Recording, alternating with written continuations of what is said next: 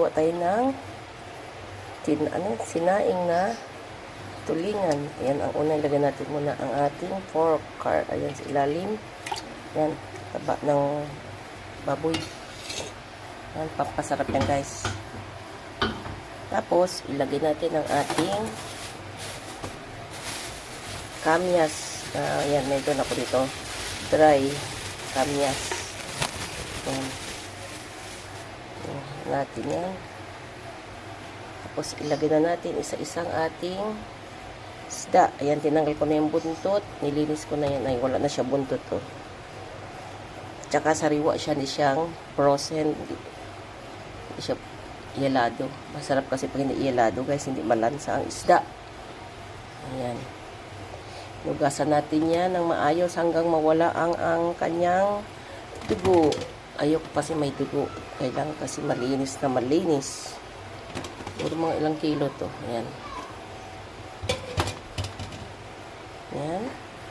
Tapos lagyan natin ng bawang. Bawang. Dami natin bawang. Ilagay natin ang ating kunting sili para may anghang. May kunting anghang-anghang lang. Tapos lagyan na natin ang ating paminta. Dami natin ng paminta para masarap. Ayan. Ay, daming paminta. Lagyan natin ating magic sarap. Para masalasa siya guys.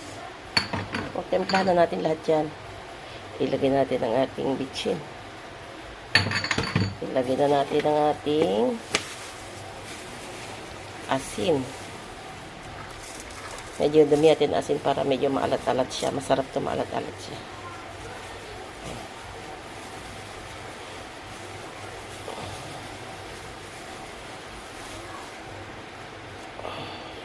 Kalat na natin ang ating sinaing. Ayan, ang dami tubig guys. Kailangan marami siya tubig. Ayan. Ininat yan dahan-dahan hanggang matutuyo siya guys. Ayan guys, nakikita nyo, kumukulo na ang ating sinaing sa alalay na apoy. In lang talaga ang apoy guys para malambot siya hanggang buto. Ayan, tingnan nyo. Siguro mga 3 oras to, luto na to. Ayan guys, ang ating, ba't may kutsara dito? Ayan guys, oh, luto na. Guys, luto na ang ating dinapa, ba't may kutsara dito? Tikman natin yung buto, kung malambot ang buto. Kailangan to kasi parang sardinas na siya. Kasi may baboy ito sa ilalim, kaya nagmamantika.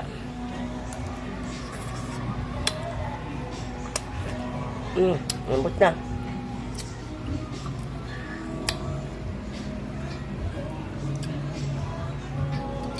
May kutsara guys.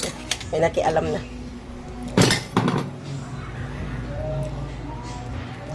Kailangan pa ito tuyo talaga.